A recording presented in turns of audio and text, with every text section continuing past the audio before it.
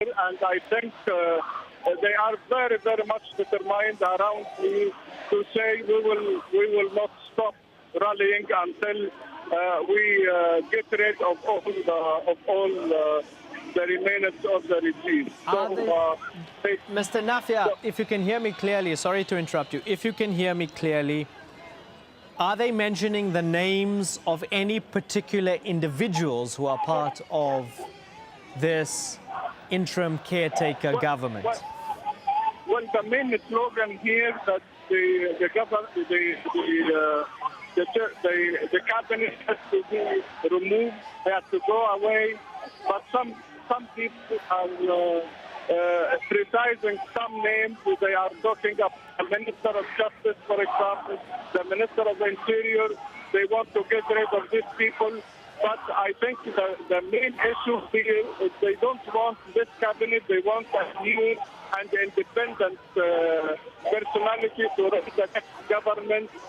They consider that this government is a continuation of the regime, and they want to hear nothing about the old regime. They want to establish a completely new regime. So as long as they consider that they have not achieved what they were looking for, what the revolution stands for, will continue to rally every Friday. And this is what I felt as the real determination of the people around me here. You were there in Liberation Square during those momentous events when Hosni Mubarak... I can't hear you. The chanting around me is very, very high. It is very, very difficult to hear you. Okay. I'm very sorry. Okay. So then let's leave it at that then. Okay, Hassan Nafia, no, we got enough from there. Thank you very much for taking the time to talk to us from Cairo. Well, you're watching Al Jazeera's extended coverage of the protests taking place across the Middle East and North Africa. A reminder of our top stories. Thousands of people are on the streets across Libya for Friday prayers. We're getting reports that anti-government protesters have launched a new push to oust Muammar Gaddafi. Now it comes amidst international condemnation of violence in Libya. Well, violence has broken out during a protest rally in the Iraqi capital Baghdad. Al Jazeera's correspondent at the rally said protesters were throwing shoes and stones at riot police, who responded by storming the protesters, almost causing a stampede. Well, those demonstrations against government corruption and poor living conditions are also taking place in other cities across Iraq. Hundreds of thousands of pro- and anti-government activists have converged on main squares in Yemen as well, in a surge of rallies across the country. Yemen's president has already ordered the formation of a committee to open talks with the protesters, who have been demanding that he step down. But the pictures that we've been able to show you from Yemen State TV only of that pro-Yemeni government rally. Let's go back now to Libya, the east of the country, Derna. Scenes of jubilation, almost an atmosphere of victory.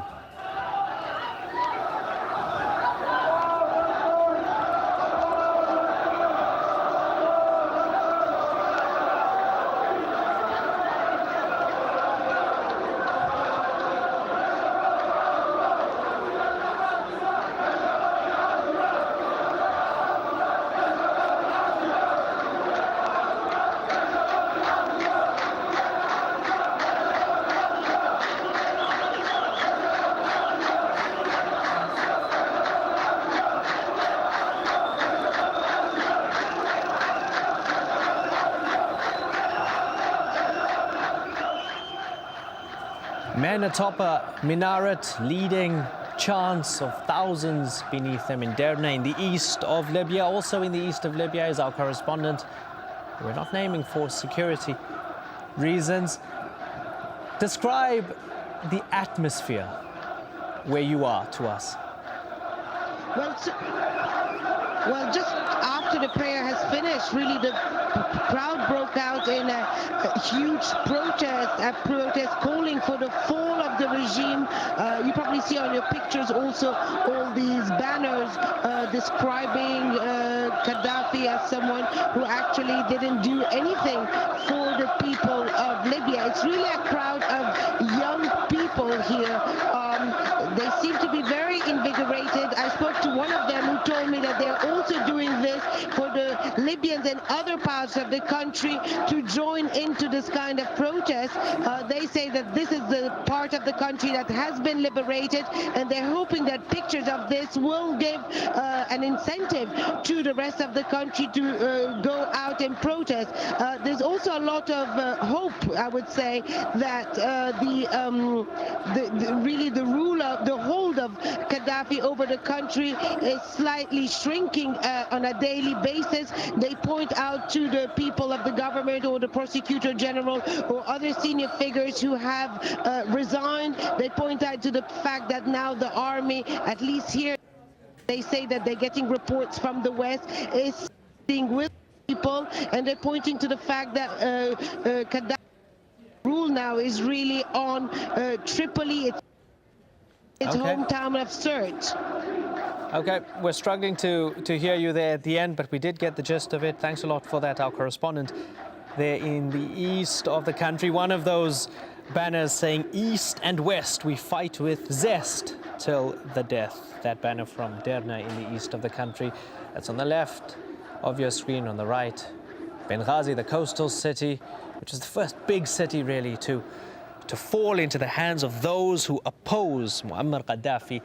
Let's cross right across Libya and go to the other end of the country, to the Tunisian border. Nazneen Mushiri is there in Ras Ajdir on the Libyan-Tunisian border. Nazneen, tell us why the atmosphere is quite different there from what we're seeing and hearing in the east.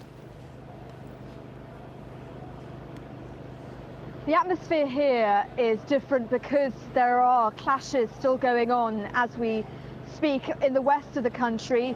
There is a battle between those who are pro-Gaddafi and the protesters who are trying to gain ground as they have done in the east of the country. Now, the latest that we're hearing from AlJazeera, where we've seen people who've taken over the town, is that they too have come out of Friday prayers. They too are in the main square of their town protesting against Gaddafi. Now, information we had from a businessman called Hussein, he's been our main source of information really from this town. We've been speaking to other people as well.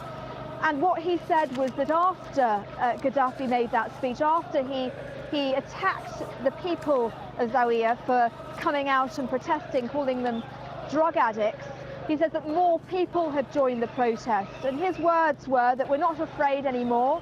We're waiting for the fight, we're waiting to die. So history records Gaddafi as Hitler. Now, information that he gave us earlier, and this still stands, is that they have managed to gain 4 tanks from a military barracks nearby the town, and also weaponry as well. They're using those weapons to protect themselves, and they say they're willing to fight to the end. Interesting news coming from your sources there. Just on a practical note regarding exactly where you are, tell us about the